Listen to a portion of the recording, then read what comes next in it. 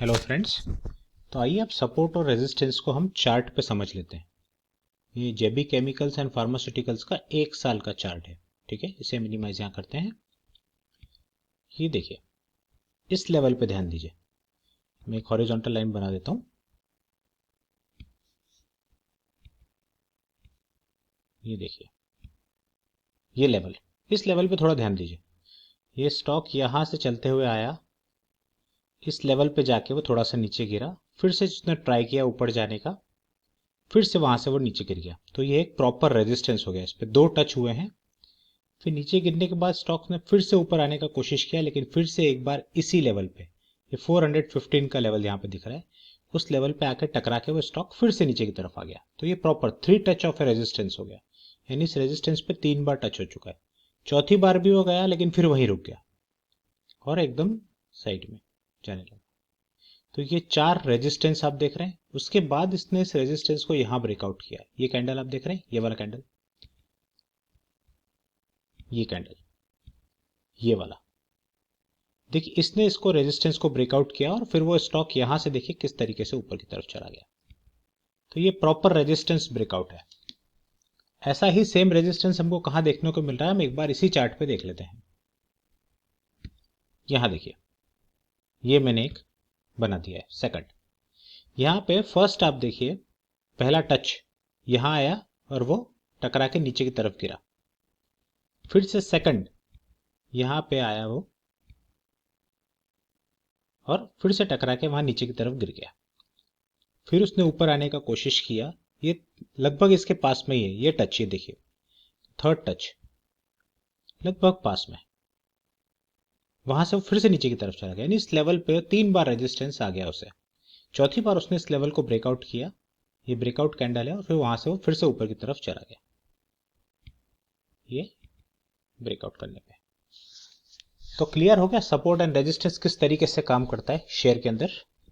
आइए हम इसको थोड़ा शॉर्ट करके भी देख लेते हैं। अगर इतने बड़े चार्ट पे आपको कंफ्यूजन होता है देखने में, या कैंडल्स पास पास होने की वजह से एकदम छोटे छोटे दिखते हैं, तो आप यहाँ से टाइम पीरियड चेंज भी कर सकते हैं।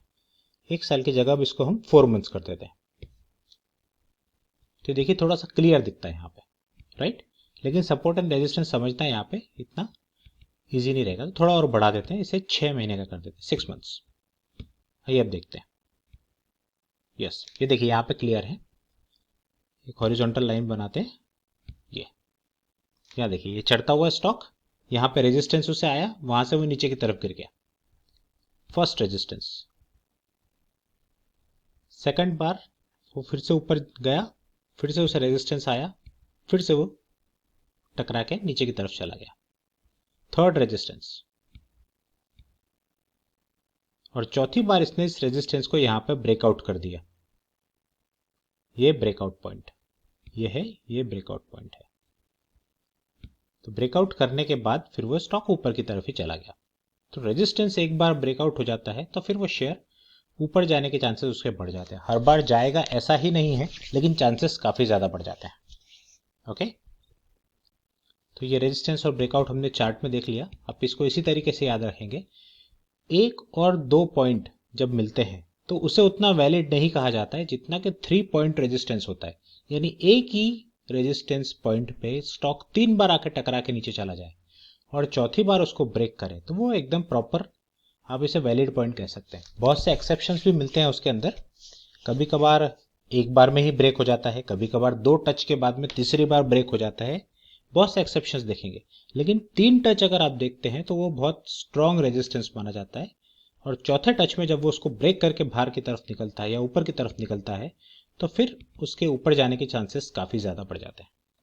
ठीक है, तो ये स्टॉक और स्टॉक में रेजिस्टेंस और सपोर्ट, ये हमने यहां समझ लिया, राइट। सपोर्ट भी आपको इसी तरीके से दिखता है, एक ही पॉइंट पे। जैसे ये पॉइंट है यहाँ पे, देखिए शेयर नीचे की तरफ 3 बार एक ही जगह पे रुका है। ये देखिए इस पॉइंट पे, यहां से वो नीचे गिरा, फिर ऊपर जाने की कोशिश किया, सेकंड टाइम यहां पे आके गिरा, फिर थर्ड टाइम भी लगभग उसके पास में है। तो ये एक स्ट्रॉन्ग सपोर्ट एरिया हो गया। कभी फ्यूचर में स्टॉक यहां से नीचे गिरता है तो इस जगह पे आके वो फिर से रुक सकता है। ये भी सपोर्ट एंड रेजिस्टेंस का एक आप कह सकते हैं कि एक फंडामेंटल है, राइट। सपोर्ट एंड रेजिस्टेंस के बारे में इतना ही इस वीडियो में।